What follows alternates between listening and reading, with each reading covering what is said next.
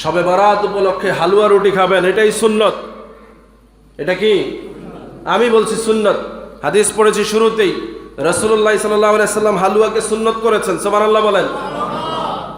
গাদ্দারি কথাবার্তা সমাজে বলবেন না। আলেমদের জবান থেকে যে শব্দ বেরোয় সেই শব্দগুলো দলিল আকারে বেরোয়, ফালতু কথাবার্তা আলেমরা বলে না। রাসূলুল্লাহ সাল্লাল্লাহু আলাইহি সাল্লাম বলছেন, স্পষ্ট হাদিসের মধ্যে আসছে, মান কুন্না ফীহি ওয়াজাদা বিহিন্না হালাওয়াতাল ঈমান। তিনটা বিষয় যার মধ্যে আছে সে ঈমানের হালুয়া পাবে। ঈমানের হালুয়া, সুবহানাল্লাহ বলেন। হালাওয়াতাল ঈমান, এই হালাওয়া শব্দের অর্থ হচ্ছে মিষ্টি বিষয়। আরব দেশের লোকেরা হালুয়াকে হালাওয়া বলে। হালাওয়া থেকে হালুয়া শব্দের উৎপত্তি হয়েছে। যেই খাবারটা মিষ্টি করে পাকানো হয় এটাকে হালুয়া বলে, বলি সুবহানাল্লাহ। রাসূল বলছেন ঈমানের স্বাদ হালুয়ার মতো স্বাদ, বলি সুবহানাল্লাহ। আপনি বলবেন হালুয়ার মতো না, ঈমানের একটা স্বাদ আছে, সেটাকে রাসূল হালাওয়া বলেছেন। কি বলেছেন? ঈমানের স্বাদ কি? সাহাবারা জিজ্ঞেস করলেন, রাসূল ঈমানের স্বাদটা কেমন? পৃথিবীর সব মানুষ জানে হালুয়ার স্বাদ মিষ্টি। কি বলেন, ঠিক কিনা? এটা কমন, কারণ এই খাবারটা সবার কাছে পরিচিত। ঈমানের স্বাদ কেমন প্রশ্ন করলেন সাহাবারা। এখন আপনি বলেন ঈমানের স্বাদ কেমন? আপনারাও তো ঈমানদার। কি বলেন, ঠিক কিনা? আমরা ঈমানদার না? তো ঈমানের স্বাদ কেমন? স্বাদ আছে, এটা রাসূল বলেছেন। স্বাদ আছে, এটা রাসূল বলেছেন। সাহাবারা জানতে চাইছেন সেই স্বাদটা কেমন। উম্মত জানতে হবে না? জানতে হবে কিনা? এবার আপনি বলেন স্বাদটা কেমন? টক না মিষ্টি না ঝাল না কি রকম বলেন? হ্যাঁ, কিভাবে ঈমানের স্বাদ মিষ্টি বোঝাবেন? এটাই খাওয়ার জিনিস। কিভাবে বোঝাবেন এটা মিষ্টি?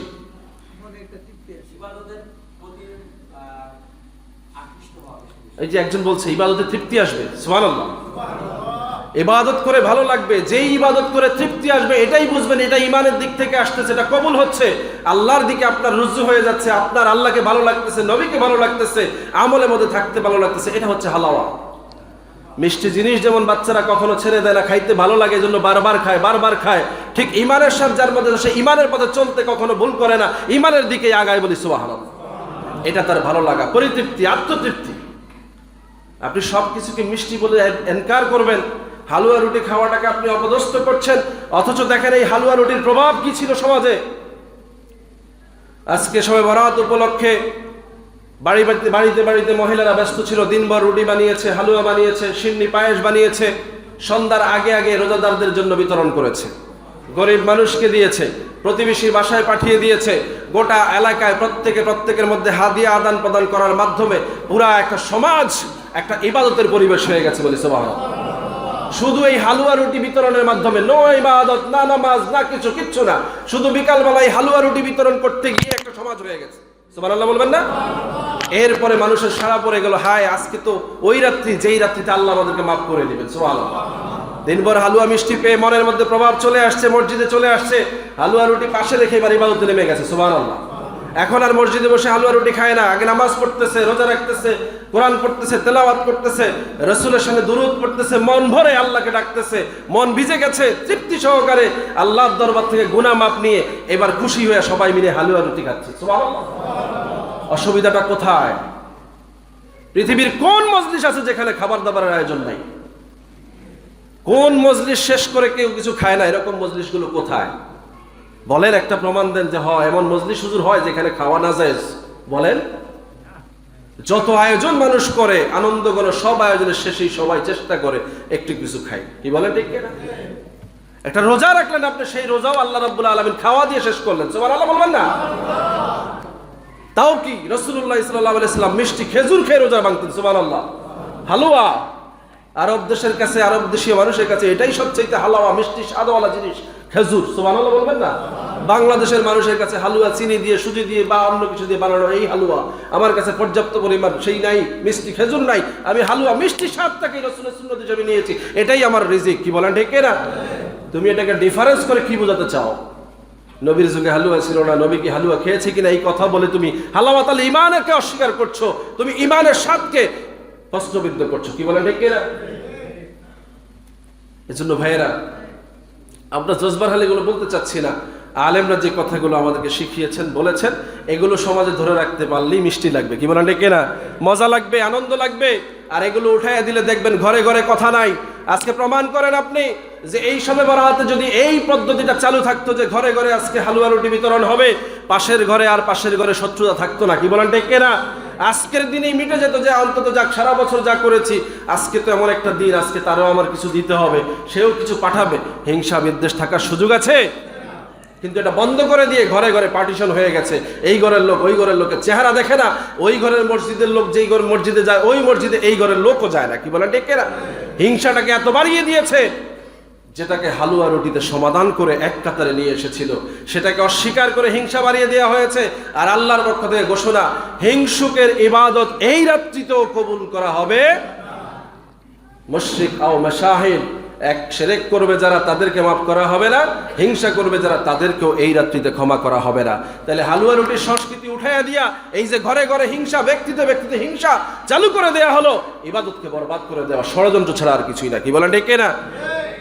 হালুয়া রুটি খাওয়াইতে বলি না আমি, সবার বাড়িতেই অ্যারেঞ্জমেন্ট আছে। আরো একটা কারণও আছে, খুব সূক্ষ্ম কারণ, বুঝবেন। এক সময় যাদেরকে আপনি হালুয়া রুটি দিয়েছেন তাদের অবস্থা অনেকের হীন ছিল, দুর্বল ছিল, বা একটু গরিব ছিল। অনেকে ভেবেছে যে একটু যাদের একটু অবস্থা খারাপ, আজকের দিনে অ্যারেঞ্জমেন্ট করতে পারবে না, তাদেরকে একটু দিয়ে খাই। এটা ছিল একটা মহব্বত। কি বলেন ঠিক না? আমার ঘরে অ্যারেঞ্জমেন্ট আছে, আমি পাশের ঘরের একটু দুর্বল যারা তাদেরকে দিয়ে খাই, এটা ছিল একটা মহব্বত। এখানে হিংসাও ছিল না, বড়ত্বও ছিল না। কিন্তু আজকে ওই ঘরগুলো বড় হয়ে গেছে, তাদেরও এখন হালুয়া রুটি বানানোর সামর্থ্য হয়েছে, কিন্তু সে হিংসার কারণে এখন নিজে হালুয়া রুটি বানায় না, পাশের ওই বড় যার কাছ থেকে আগে নিয়েছে এখন সে দিতে চায় না। আছে না নাই?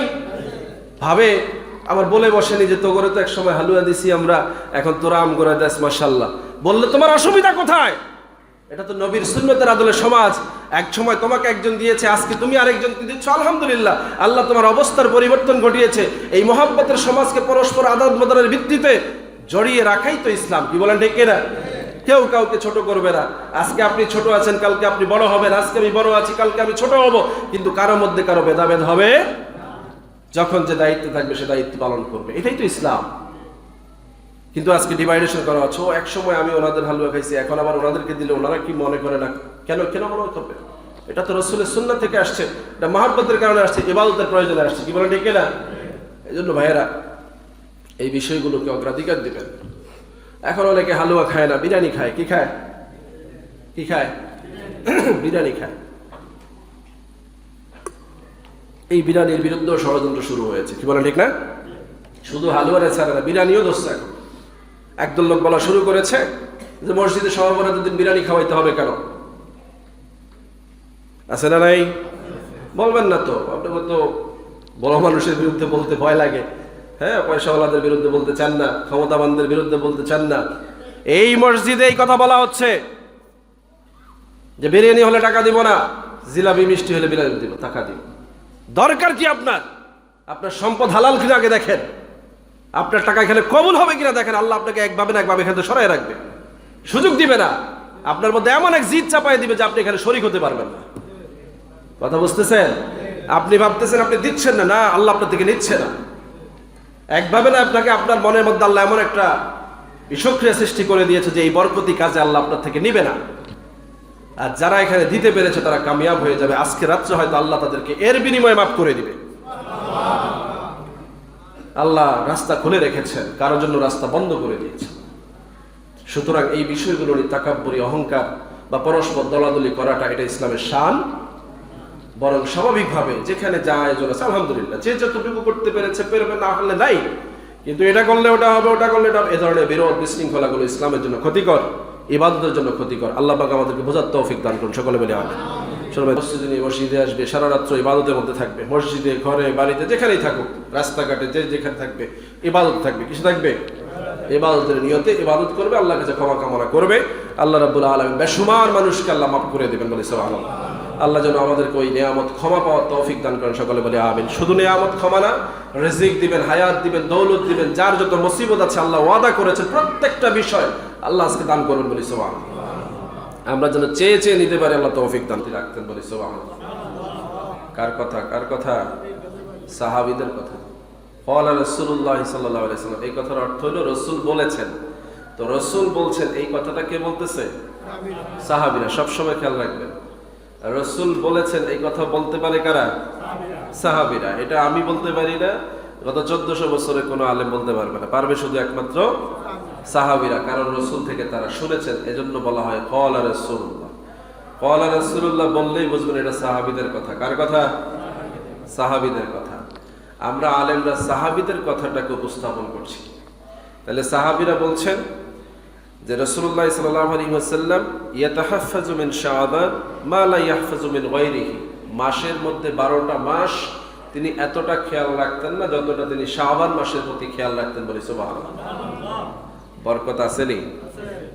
আল্লাহ সেই কথার আলোকে রাসূলুল্লাহ সাল্লাল্লাহু আলাইহি ওয়াসাল্লামকে বরকত দিয়ে দিলেন। বলি সুবহানাল্লাহ। আগেও বলেছি রজবে আল্লাহ একরকম বরকত দিয়েছেন, সেটা আল্লাহ বলেছেন বারাকনা হাওলাহু, এমন বরকত দিয়েছি যে আমি আমার হাবিবকে আমার আরশে আজিমে নিয়ে এসেছি। বলি সুবহানাল্লাহ। আবার এই শাবান মাসের ব্যাপারে আল্লাহ বলছেন ইন্না আনজালনাহু ফি লাইলাতিন মুবারাকাতিন ইন্না কুন্না মুনজিরিন। বলি সুবহানাল্লাহ। এই মাসের মধ্যে এমন একটা রাত্র, যেই রাত্রটাকে আমি বরকতময় করে দিয়েছি এবং ওই রাত্রিতে আমি বরকতময় কোরআন নাজিল করেছি। বলি সুবহানাল্লাহ। কি নাজিল করেছে? কোরআন নাজিল করেছে। আবার আল্লাহ অন্য সূরায় বলেছেন রমজান মাস আসতেছে, সেই মাসের কদর করতে গিয়ে আল্লাহ সূরা কদরের মধ্যে কথা বলেছেন ইন্না আনজালনাহু ফি লাইলাতিল কদর, আমি লাইলাতুল কদরে কোরআন নাজিল করেছি। সুবহানাল্লাহ। এখন আলেমরা হয়রান, একদিকে আল্লাহ বলছেন শাবান মাসে কোরআন নাজিল করেছি, আরেকদিকে আল্লাহ বলছেন আমি রমজান মাসে কোরআন নাজিল করেছি। তো দুই রকম হয়ে গেল না? দুই রকম কথা তো আল্লাহর বলার সাজে না। কি বলেন, ঠিক না? আল্লাহ দুই রকম কথা বলতে পারেন, বলেনও না। তাইলে এই যে কথাটা আল্লাহ বললেন, একদিকে লাইলাতুল মুবারাকাতে কোরআন নাজিল করেছি, আর একদিকে লাইলাতুল কদরে কোরআন নাজিল করেছি, এই বুঝটা থাকবে কাদের বেশি? কাদের থাকবে? বলেন এই বুঝটা কে বুঝবে ভালো? কোরআনের এই হিকমতটা আল্লাহ বললেন লাইলাতুল মুবারাকাতে নাজিল করেছি, লাইলাতুল কদরেও নাজিল করেছি। এখন দুইটা রাত্রিতে নাজিল করার অর্থটা সমন্বয় করার মতো জ্ঞান কার থাকবে বেশি? নবীর থাকবে বেশি। কার? নবীর থাকবে বেশি। তারপরে কার? সাহাবীদের। তারপরে কার? সাহাবীদেরকে যারা ভালো বুঝেছেন সেই সকল তাবেঈন। এরপরে কার? উলামায়ে কেরাম, আইম্মায়ে মুজতাহিদিন, যারা নবী, সাহাবী, তাবেঈদেরকে নিয়ে গবেষণা করেছেন। কি বলেন, ঠিক না? বাদ দিলাম আপনি গবেষকদেরকে ভুল বুঝতে পারেন, তাবেঈদেরকে ভুল বুঝবেন, সুযোগ নাই। সাহাবীদেরকে সুযোগ নাই। তাবেঈ ইমাম আবু হানিফা রাদিয়াল্লাহু তাআলা আনহু, সুবহানাল্লাহ বলবেন না? ইমামে আযম আবু হানিফা আমাদের মাযহাবের ইমাম, তিনি কি তাবেঈ? তাবেঈ মানে যিনি সাহাবী দেখেছেন। সুবহানাল্লাহ বলবেন না? যিনি সাহাবীদের থেকে কথা শুনেছেন, যিনি সাহাবীদের থেকে হাদিস সংগ্রহ করেছেন। বলি সুবহানাল্লাহ। এজন্য হানাফি মাযহাবের প্রত্যেকটা কথা আমাদের কাছে দলিল। বলি সুবহানাল্লাহ। কারণ তিনি একজন তাবেঈ ছিলেন, তিনি এমন কিছু বলতে পারেন না যেটাকে অবিশ্বাস করা যায়। কি বলেন, ঠিক না? একইভাবে হানাফি মাযহাবের যে সকল আলেমরা ছিলেন, মুহাদ্দিসরা ছিলেন, যারা হাদিস গবেষণা করেছেন, সাহাবাদের কথাগুলোকে যাচাই বাছাই করে সহিহ হিসাবে আখ্যায়িত করেছেন, এই সকল আলেমদের মধ্যে যাদেরকে আমরা অস্বীকার করতে পারি না, এরকম আলেম আছে না নাই? যাদেরকে সকল ঘরানার আলেমরাই বিশ্বাস করতে বাধ্য, এরকম আলেম আছে না নাই? আমার সাথে কারো কারো হিংসা থাকতে পারে, কিন্তু এমন কেউ আছে যার সাথে কারোই কোনো হিংসা নাই। আলেমদের মধ্যে, মুহাদ্দিসদের মধ্যে, মুফাসসিরদের মধ্যে এরকম সর্বজন রাজ্য মুহাদ্দিস মুফাসসির আছে না নাই? আছে, ছিল। তাদের কাছ থেকে যখন আমরা কোনো রায় পেয়ে যাব, তখন আর সন্দেহ সংশয় করার কোনো সুযোগ থাকে। লাইলাতুল মুবারাকার ব্যাপারে মুফাসসিরিনে আযম, বড় বড় মুফাসসির যারা ছিলেন, বিশেষ করে তাফসীর ইবনে কাসির যিনি লিখেছেন, আল্লামা ইবনে কাসির রাহমাতুল্লাহ আলাইহি, সব ঘরানার লোকেরাই ইবনে কাসির রাহমাতুল্লাহ আলাইহিকে মানে কি না? আপনারা হয়তো এই বিষয়গুলো কম জানেন, আলেম ওলামারা ভালো জানেন। ফেরকাগুলো সৃষ্টি হলে বিভিন্ন মুফাসসিরদের রেফারেন্স নিয়েই তারা ফেরকা করে, যে অমুক হুজুর এটা বলেছে আমরা এটা মানি, অমুক হুজুর ওটা বলেছে আমরা ওটা মানি, এই তো কথা। তাহলে সব হুজুর মিলে আবার যেই হুজুরদেরকে মানে, এরকম কিছু হুজুরও আছে না নাই? ওনারা যখন কোনো রায় দেন তখন আর ঝগড়া করার সুযোগ থাকে না। ইবনে কাসির রাহমাতুল্লাহ আলাইহিকে ওহাবি, খারেজি, রাফিজি, জাবরিয়া, কাদরিয়া, মুরজিয়া, হানাফি, হাম্বলি, শাফি, মালিকি, যত ঘরানার লোক বলেন সবাই এক বাক্যে স্বীকার করে যে ইবনে কাসির রাহমাতুল্লাহ আলাইহি যে তাফসীর ইবনে কাসির লিখেছেন এটা গ্রহণযোগ্য। সুবহানাল্লাহ। তিনি তার তাফসীর ইবনে কাসিরের মধ্যে এই লাইলাতুল মুবারাকার ব্যাখ্যা দিতে গিয়ে বলেছেন লাইলাতুল মুবারাকা ইয়ানি লাইলাতুন নিসফি মিন শাবান। সুবহানাল্লাহ। লাইলাতুল মুবারাকা মানে হচ্ছে লাইলাতুন নিসফি মিন শাবান, মধ্য শাবানের রাত্রি, যাকে বলা হচ্ছে শবে বরাত। বলি সুবহানাল্লাহ। তাহলে লাইলাতুল মুবারাকা লাইলাতুন নিসফি মিন শাবান, শাবান মাসের 15তম রাত্রিটাই হচ্ছে শবে বরাত। এই শবে বরাতের রাত্রিতে আল্লাহ কোরআন নাজিল করেছেন, এ কথাও সত্য। আবার রমজান মাসে 27তম রাত্রি অথবা 21 থেকে 29তম রাত্রির মধ্যে লাইলাতুল কদরের রাত্রিতে আল্লাহ কোরআন নাজিল করেছেন, সেটাও সত্য। তাহলে এখন প্রশ্ন হলো, তাহলে দুইটা রাত্রিতে কিভাবে কোরআন নাজিল হলো? নাকি এই ব্যাপারে মুফাসসিরিন আযম রায় দিয়েছেন যে আল্লাহ রাব্বুল আলামিন বলেছেন, ফিহা ইউফরাকু কুল্লু আমরিন হাকিম আমরাম মিন ইনদিনা, এই রাত্রিতে আমার পক্ষ থেকে সমস্ত নির্দেশনা, সমস্ত আদেশ জারি করা হয়েছে। বলি সুবহানাল্লাহ। তার মানে লৌহে মাহফুজ থেকে কোরআনুল কারীমকে আল্লাহ রাব্বুল আলামিন দুনিয়ার সর্বনিম্ন স্তর প্রথম আসমানে জিব্রাইলের কাছে হস্তান্তর করে দিয়েছেন লাইলাতুন নিসফি মিন শাবানের রাত্রিতে। বলি সুবহানাল্লাহ। আর লাইলাতুল কদরের রাত্রিতে জিব্রাইল আলাইহিস সালাতু ওয়াস সালাম সেখান থেকে পর্যায়ক্রমে নবীজি সাল্লাল্লাহু আলাইহি সাল্লামের আগমনের পরে আল্লাহ রাব্বুল আলামিন যেদিন থেকে সিদ্ধান্ত দিয়েছেন কোরআনের আয়াত নাজিল করবার, সেই দিন থেকে শুরু করে 23 বছর ধরে ধারাবাহিক যে কোরআন নাজিল হয়েছে তা লাইলাতুল কদরের রাত্রিতে শুরু হয়েছে। বলি সুবহানাল্লাহ। কোন দ্বন্দ্ব থাকে? আল্লাহর কোরআন আল্লাহ নাজিল করেছেন, সেই নাজিল আসমানে জিব্রাইলের কাছে, সেখান থেকে দুনিয়াতে রাসূলের কাছে, দুইটাই আমাদের জন্য বরকতময় রাত্রি। কি বলেন ঠিক না? আল্লাহ বরকতময় করে দিলেন কিভাবে? যে দুনিয়ার এই প্রথম আসমানে কোরআন থাকার কারণে আমি আমার বান্দাদের কাছে এই রাত্রিতে আগমন করি, এসে আমি আমার বান্দাদেরকে এখান থেকে সিদ্ধান্ত শোনাই। আদম নবী থেকে শুরু করে শেষ নবী পর্যন্ত সমস্ত বান্দা যারা ছিল পৃথিবীতে আসছে, সকলেই কার বান্দা? না শুধু এই যুগের মানুষ? আদম নবী থেকে শুরু করে কিয়ামত পর্যন্ত যত মানুষ পৃথিবীতে আসবে সব কার বান্দা? আল্লাহ সেই শুরু থেকে বলছেন, আমি আমার সিদ্ধান্তগুলো এই আসমান থেকে জমিনের মধ্যে প্রেরণ করি ওই রাত্রিতে যারা আমি আল্লাহর কাছে চায়। বলি সুবহানাল্লাহ। কোন রাত্রিতে? লাইলাতুন নিসফি মিন শাবান, শাবান মাসের মধ্যম রাত্রি, যাকে বলা হচ্ছে শবে বরাতের রাত্রি। এই রাত্রিতে যারা আমার কাছে চায়, হাদিস আসছে সহিহ হাদিস থেকে, মুফাসসিরিন আযম মুহাদ্দিসিন এই হাদিসগুলোর ব্যাপারে সহিহ সনদ বলেছেন। এমনকি বিতর্কিতভাবে যারা সমর্থন করে, সেই শাইখ নাসিরউদ্দিন আলবানী তিনিও স্বীকার করেছেন হাদিস সহিহ। সেই হাদিস হচ্ছে এই হযরতে আয়েশা রাদিয়াল্লাহু তাআলা আনহা থেকে হাদিস বর্ণিত হয়েছে যে রাসূলুল্লাহ সাল্লাল্লাহু আলাইহি ওয়াসাল্লাম লাইলাতুন নিসফি মিন শাবানের রাত্রিতে জান্নাতুল বাকিতে গিয়ে আকাশের দিকে হাত তুলে আল্লাহর দরবারে দোয়া করতেন। বলি সুবহানাল্লাহ। ওই রাত্রিতে আমি রাসূলুল্লাহ সাল্লাল্লাহু আলাইহি ওয়াসাল্লামকে দীর্ঘ নামাজ পড়তে দেখেছি, লম্বা সিজদা দিতে দেখেছি। এবং আমি যখন রাসূলকে খুঁজতে খুঁজতে জান্নাতুল বাকিতে গেলাম, রাসূলুল্লাহ সাল্লাল্লাহু আলাইহি ওয়াসাল্লাম আমাকে বললেন, আয়েশা তোমার কি ভয় হচ্ছে যে আমি তোমার হক নষ্ট করব? না, বরং আজকে কোন রাত্রি তুমি জানো? হযরতে আয়েশা বললেন, না, আল্লাহ এবং আল্লাহর রাসূলই ভালো জানেন।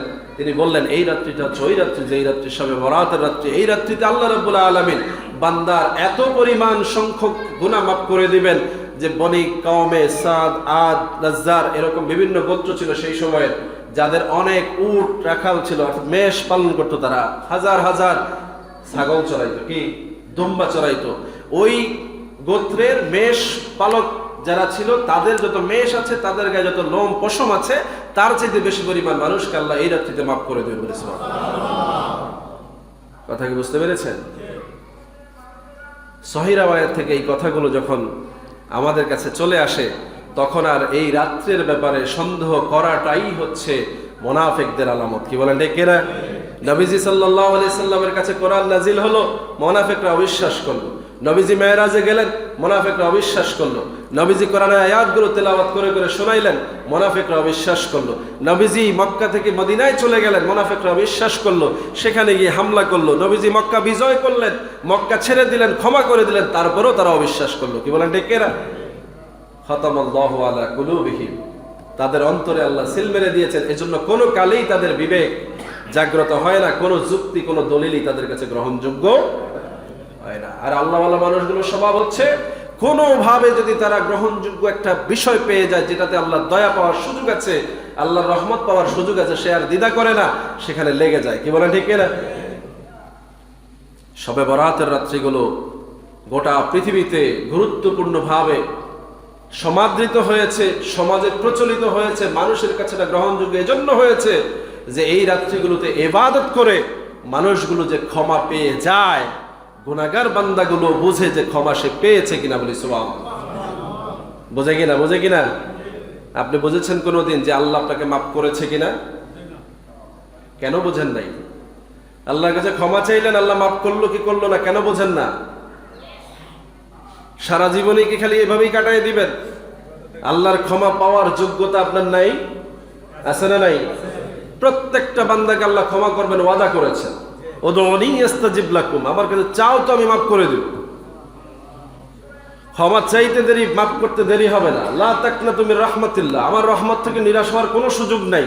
ইন্নাল্লাহা ইয়াগফিরুয যুনুবা জামিআ, আমি আল্লাহর কাছে আছে সব অপরাধের ক্ষমা। সুবহানাল্লাহ। তা আপনি ক্ষমা পাচ্ছেন না, এই চিন্তা আপনার মধ্যে কাজ করে এজন্য যে আপনি এই রাত্রগুলোতে গভীরভাবে ইবাদতের নিয়ত নিয়ে আল্লাহর দরবারে সেজদা করেন না, চোখের পানি ফেলেন না, যার কারণে আপনার ক্ষমাও আসে না, আপনি বুঝতেও পারেন না ক্ষমা পেয়েছেন কিনা। আর যারা এই রাত্রিগুলোকে ভালোবাসা নিয়ে, রাসূলের শান মানজ্জতের কসম নিয়ে আল্লাহর দরবারে সেজদায় অবনত হয়েছে, লাইলাতুন নিসফি মিন শাবানের রাত্রিতে ইবাদত বন্দেগী করে চোখের পানিতে বুক ভাসিয়েছে, ফজরের পরে সে ইয়াকিন নিয়ে ঘুমিয়েছে যে এই রাত্রিটা মুবারক রাত্রি ছিল, এই রাত্রিতে আল্লাহ আমাকে মাফ করে দিয়েছে, বলি সুবহানাল্লাহ। এজন্য যুগের পর যুগ, বছরের পর বছর, শতাব্দীর পর শতাব্দী, গত 1442 বছর ধরে এই রাত্রিকে কেউ ঘুমাইতে দেয় না। এই রাত্রিতে জাগানোর জন্য এক বড় পাগল লোকেরা আপনাদেরকে ডেকে ডেকে মসজিদে জড়ো করে, আছে না নাই? এরা বোঝে যে এই রাত্রিতে সে ক্ষমা পেয়েছে, এই ক্ষমা মানুষেরও দরকার। তাদেরকে ডেকে না দিলে, তাদেরকে যদি এখানে ঢুকায় নেওয়া না যায়, তাহলে এরা ক্ষমা থেকে বঞ্চিত হয়ে যাবে। কারণ আল্লাহ রাব্বুল আলামিন ওয়াদা করেছেন, পৃথিবীর সব মানুষগুলোকে যদি আমি ক্ষমা নাও করি, এই রাত্রিতে যারা আমার কাছে চাইবে, আমি আল্লাহ তাদেরকে মাফ করে দেব। হ্যাঁ, আল্লাহ বলেছেন কয়েক শ্রেণীর মানুষকে মাফ করব না, কয়েক শ্রেণীর মানুষকে মাফ করব না। 7 শ্রেণীর কথা বলা হয়েছে, স্পেশালি 3 শ্রেণীর কথা বলা হয়েছে, অন্য হাদিসে 2 শ্রেণীর কথা বলা হয়েছে, অন্য হাদিসে 1 শ্রেণীর কথা বলা হয়েছে। কথা বুঝতে পেরেছেন? অনেকে হয়তো রোজা আছেন, কিছু মনে করবেন না, আমি একটা রোজা রাখবো নিয়ত করেছি। এটাও সমাজকে শিক্ষা দেওয়ার জন্য। আইয়ামে বীজের 3টা রোজা, প্রাসঙ্গিক বলি, আইয়ামে বীজের কয়টা রোজা? 3টা রোজা। কিন্তু শবে বরাতের কয়টা? বলেন কয়টা রোজা? বলেন, শবে বরাতের রোজা কয়টা? বোঝা গেছে আপনাদের এই ব্যাপারে সন্দেহ আছে। আইয়ামে বীজ হচ্ছে প্রত্যেক মাসের মধ্যে 13, 14, 15 তারিখ 3টা রোজা। কয়টা রোজা? এটা আইয়ামে বীজ, প্রত্যেক মাসে রাখার রোজা, 12 মাসেই রাখতে হবে। 12 মাসেই রাসূল লিখেছেন, 12 মাসেই তিনি এই 3টা রোজা রাখতেন। সুবহানাল্লাহ বলবেন না? কিন্তু লাইলাতুন নিসফি মিন শাবান উপলক্ষে একটা রোজা। কয়টা রোজা? যে ব্যাপারে রাসূলুল্লাহ হাদিস বর্ণনা করেছেন, সাহাবা আজমাইন বলেছেন যে লাইলাতুন নিসফি মিন শাবানের রাত্রিতে যারা ইবাদত করবে এবং পরের দিন দিনের বেলা যারা রোজা রাখবে, আল্লাহ রাব্বুল আলামিন তাদের গুনাহ মাফ করে দেবেন। তাহলে রোজা কয়টা? শবে বরাতের রোজা একটা। এখন আপনি মাসলা শুনতেছেন, অনেকে আপনাকে বোঝাচ্ছে যে 3টা রাখবেন। কয়টা রাখবেন? 3টা রাখলে ফতোয়া হচ্ছে 12 মাস রাখতে হবে। কয় মাস? আর একটা রাখলে শবে বরাত উপলক্ষে একটা, লাইলাতুল মেরাজ উপলক্ষে একটা, মুহররম আশুরা উপলক্ষে 2টা, এগুলো নির্ধারিত আছে। কি বলে, ঠিক কিনা? ফতোয়া একটা লাগা আরেকটা লাগাই দিয়া মূল ইবাদতের কনসেপ্ট নষ্ট করার জন্য একদল ধোঁকাবাজ বেরিয়েছে। আইয়ামে বীজের রোজা আইয়ামে বীজের রোজা, আর লাইলাতুল বারাতের রোজা, লাইলাতুন নিসফি মিন শাবানের রোজা, এটা এটার জন্যই খাস। মানুষের পক্ষে 3টা রাখা সম্ভব নাও হতে পারে, কিন্তু একটা রাখলে সে বরকতময় হবে, এই ধারণাটাকে ভেঙে দেওয়ার জন্যই বলছে 3টা রাখতে হবে। আবার বোঝাচ্ছে আরো বেশি লাভ হইলো, আপনি 3টা রাখেন, বেশি লাভ হইলো, কারণ আইয়ামে বীজের রোজা তো রাসূল রেখেছেন। তো যদি কেউ 3টা না রাখে, একটা রাখতে কোনো অসুবিধা আছে? অসুবিধা নাই, 3টা রাখতে পারলে ভালো। কিন্তু এই ভালো এমনভাবে বলা হয় যাতে করে ওই একটার প্রতি কারো কোনো মনোযোগ না থাকে, মানুষ যেন ভুলে যায় যে আইয়ামে বীজের রোজা রাখতেছি, শবে বরাতের রোজা রাখতেছি না। এইরকম মেনশনটাকে আলাদা করে দেওয়ার জন্য এভাবে বলা হচ্ছে। ইবাদতকে ইবাদতের বিরুদ্ধে লাগিয়ে দেওয়ার ষড়যন্ত্র এখন চলছে। কি বলেন, ঠিক না? এজন্য আমি বলবো শবে বরাতের রোজা একটা রাখবেন, এটা স্পেশাল। এটা কি স্পেশাল? সেটা কবে? আজকে রাত্রিতে যারা সেহরি খাবে, আগামীকাল দিনের বেলা যারা রাখবে, এটা হবে লাইলাতুন নিসফি মিন শাবানের উপলক্ষে, পরের দিন শাবান মাসের বরকতময় রাত্রি শবে বরাতের ক্ষমাপ্রাপ্ত মানুষগুলো দ্বারা রাখা রোজা, বলি সুবহানাল্লাহ। রাতের বেলা ইবাদত করে করে চোখের পানি ফেলে ফেলে শেষ রাত্র পর্যন্ত আল্লাহর দরবারে কান্নাকাটি করে আল্লাহর ক্ষমা পেয়ে যাবে। পরের দিন নিষ্পাপ মাসুম লোকটা একটা রোজা থাকবে, ওই রোজাটা দামি, কি বলেন ঠিক না? নাইলে আপনি এমনিতে সারা বছর রোজা রাখলে কি আসবে যাবে যদি রোজা কবুল না হয়? রোজা কবুল হওয়ার জন্য আল্লাহ পাকের দয়া পাওয়া একটা জরুরি বিষয়, কি বলেন ঠিক না? মাহে রমজান আসতেছে, প্রাসঙ্গিক বুঝবেন। রমজান মাসকে 3 ভাগে ভাগ করলেন আল্লাহ রাসূল, যে আউয়ালুহু মাগফিরাতুন, প্রথম 10 দিন ক্ষমা, ও আওসাতুহু রাহমাতুন, মাঝখানের 10 দিন হচ্ছে রহমত, ও আখিরুহু ইতকুম মিনান নার, শেষ 10 দিন হচ্ছে জাহান্নাম থেকে মুক্তি। সুবহানাল্লাহ। অনেকে আপত্তি করে, কয় পুরা রমজানই তো ক্ষমা আছে। আছে তো, নিষেধ করেছে কে? পুরা বছর ক্ষমা নাই, পুরা মাস ক্ষমা নাই? কিন্তু রমজানের রাসূল এটাকে আলাদা করে বলে দেওয়ার একটা হিকমত আছে, যে বান্দাগুলো প্রথম 10 দিন আল্লাহর কাছে ক্ষমা চাইবে আশা নিয়া, এই রোজাও রাখবে, ক্ষমাও চাইবে, এগুলো হবে গুনাহের কাফফারা। এরপরে যখন আল্লাহ তাকে মাফ করে দিবে, এবার আল্লাহ রহমত দিবে তাকে, এই 10 দিন সে রহমত গ্রহণ করবে, আর রহমত যখন তার জন্য পরিপূর্ণ হয়ে যাবে, শেষ 10 দিন সে জাহান্নাম থেকে বেঁচে যাবে। সুবহানাল্লাহ।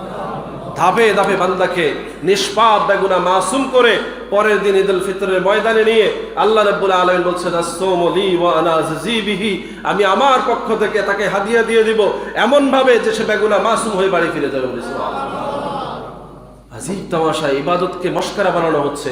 আল্লাহর রাসূলের কথাগুলো সাজানো গোছানো সুন্দর, ধাপে ধাপে উম্মতকে নাজাতের রাস্তা দেখাচ্ছে, আর তারা সব জায়গায় প্রশ্নবিদ্ধ করে করে ইবাদত থেকে মানুষগুলোকে বের করে নিয়ে যাচ্ছে, বলে নাউযুবিল্লাহ। এ ব্যাপারে হুঁশিয়ার থাকবেন, গা ভাসাবেন না। শবে বরাত উপলক্ষে হালুয়া রুটি খাবেন, এটাই সুন্নত। এটা কি? আমি বলছি সুন্নত। হাদিস পড়েছি শুরুতেই, রাসূলুল্লাহ সাল্লাল্লাহু আলাইহি সাল্লাম হালুয়াকে সুন্নত করেছেন। সুবহানাল্লাহ বলেন। গাদ্দারি কথাবার্তা সমাজে বলবেন না। আলেমদের জবান থেকে যে শব্দ বেরোয়, সেই শব্দগুলো দলিল আকারে বেরোয়, ফালতু কথাবার্তা আলেমরা বলে না। রাসূলুল্লাহ সাল্লাল্লাহু আলাইহি সাল্লাম বলছেন, স্পষ্ট হাদিসের মধ্যে আসছে, মান কুন্না ফীহি ওয়াজাদা বিহিন্না হালাওয়াতাল ঈমান, 3টা বিষয় যার মধ্যে আছে সে ঈমানের হালুয়া পাবে। ঈমানের হালুয়া, সুবহানাল্লাহ বলেন। হালাওয়াতাল ঈমান, এই হালাওয়া শব্দের অর্থ হচ্ছে মিষ্টি বিষয়। আরব দেশের লোকেরা হালুয়াকে হালাওয়া বলে। হালাওয়া থেকে হালুয়া শব্দের উৎপত্তি হয়েছে, যেই খাবারটা মিষ্টি করে পাকানো হয় এটাকে হালুয়া বলে, বলি সুবহানাল্লাহ। রাসূল বলছেন ঈমানের স্বাদ হালুয়ার মতো স্বাদ, বলি সুবহানাল্লাহ। আপনি বলবেন হালুয়ার মতো না, ঈমানের একটা স্বাদ আছে, সেটাকে রাসূল হালাওয়া বলেছেন। কি বলেছেন? ঈমানের স্বাদ কি? সাহাবারা জিজ্ঞেস করলেন, রাসূল ঈমানের স্বাদটা কেমন? পৃথিবীর সব মানুষ জানে হালুয়ার স্বাদ মিষ্টি, কি বলেন ঠিক না? এটা কমন, কারণ এই খাবারটা সবার কাছে পরিচিত। ঈমানের স্বাদ কেমন প্রশ্ন করলেন সাহাবারা। এখন আপনি বলেন ঈমানের স্বাদ কেমন? আপনারাও তো ঈমানদার, কি বলেন ঠিক না? আমরা ঈমানদার না? তো ঈমানের স্বাদ কেমন? স্বাদ আছে, এটা রাসূল বলেছেন। স্বাদ আছে, এটা রাসূল বলেছেন। সাহাবারা জানতে চাইছেন সেই স্বাদটা কেমন। উম্মত জানতে হবে না? জানতে হবে কি না? এবার আপনি বলেন স্বাদটা কেমন? টক না মিষ্টি না ঝাল না কি রকম বলেন? হ্যাঁ, কিভাবে ঈমানের স্বাদ মিষ্টি বোঝাবেন? এটাই খাওয়ার জিনিস। কিভাবে বোঝাবেন এটা মিষ্টি?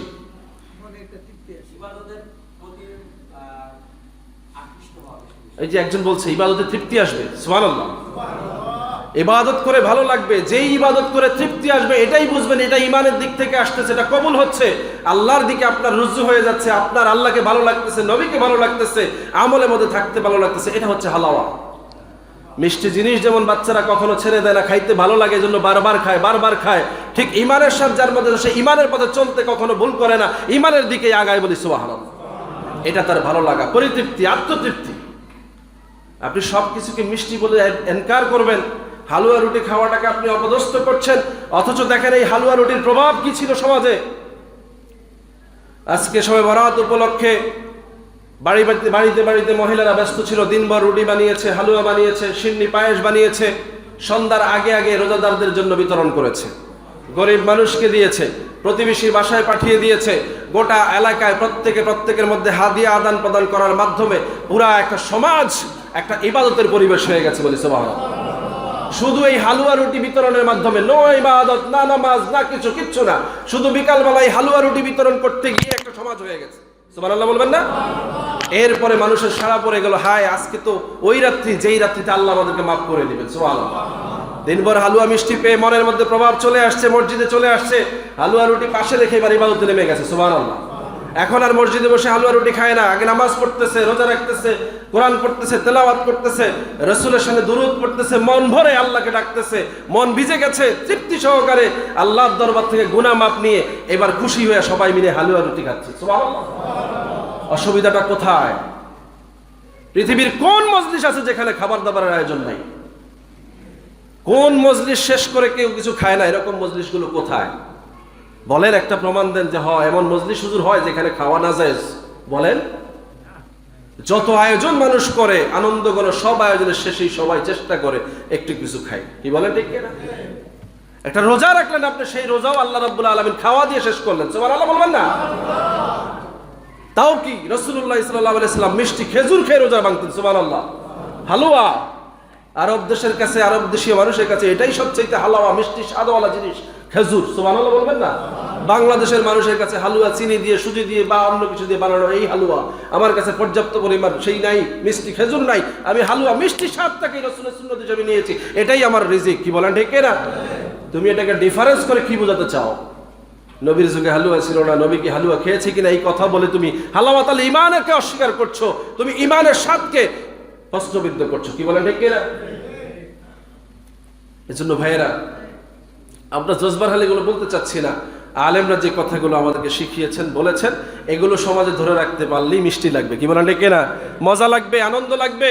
আর এগুলো উঠাইয়া দিলে দেখবেন ঘরে ঘরে কথা নাই।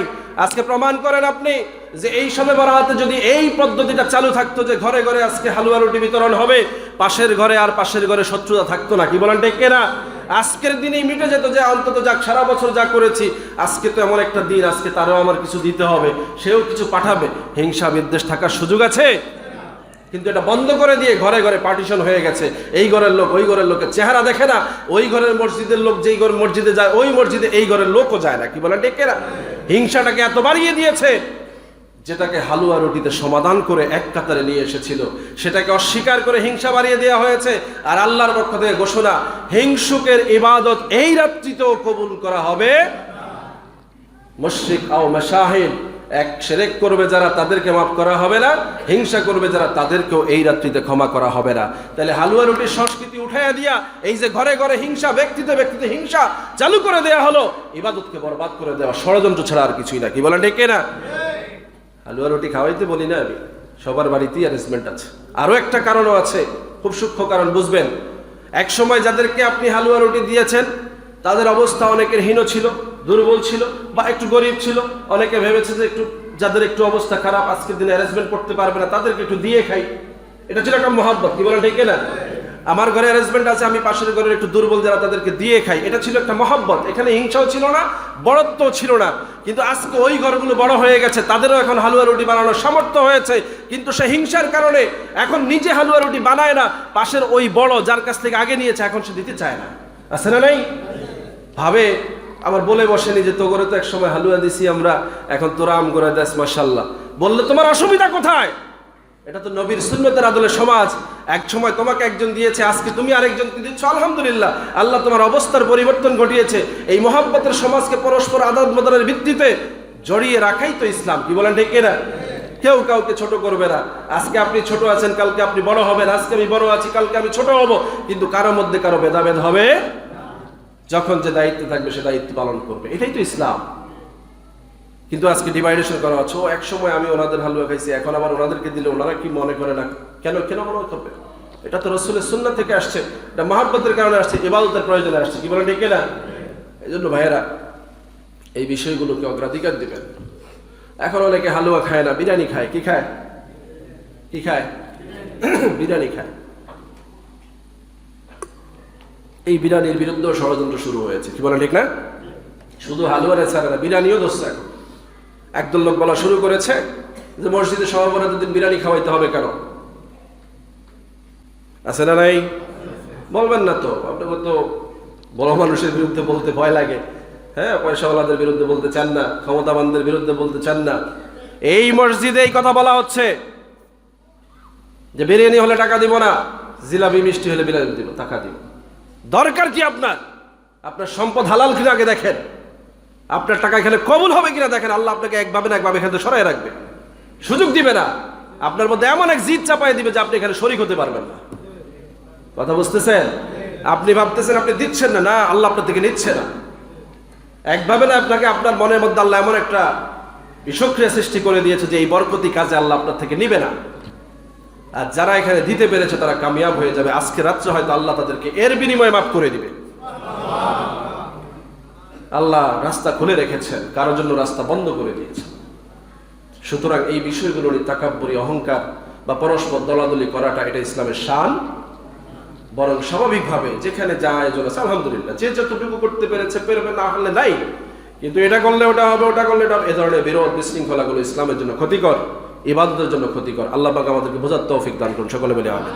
সম্মানিত হাজিরিন, আজকে রাত্রিতে এই মসজিদে সহ সারা পৃথিবীতে, বিশেষ করে বাংলাদেশে লাইলাতুন নিসফি মিন শাবান উদযাপিত হবে। বাদ মাগরিব থেকে লোকেরা প্রস্তুতি নিয়ে মসজিদে আসবে, সারা রাত্র ইবাদতের মধ্যে থাকবে। মসজিদে, ঘরে, বাড়িতে, যেখানেই থাকুক, রাস্তাঘাটে যে যেখানে থাকবে, ইবাদত থাকবে। কিছু থাকবে, ইবাদতের নিয়তে ইবাদত করবে, আল্লাহর কাছে ক্ষমা কামনা করবে। আল্লাহ রাব্বুল আলামিন বেশুমার মানুষকে আল্লাহ মাফ করে দেবেন বলে সুবহানাল্লাহ। আল্লাহ যেন আমাদেরকে ওই নিয়ামত ক্ষমা পাওয়ার তৌফিক দান করেন, সকলে বলে আমিন। শুধু নিয়ামত ক্ষমা না, রিজিক দিবেন, হায়াত দিবেন, দৌলত দিবেন, যার যত মুসিবত আছে আল্লাহ ওয়াদা করেছেন প্রত্যেকটা বিষয় আল্লাহ আজকে দান করবেন বলে সুবহানাল্লাহ।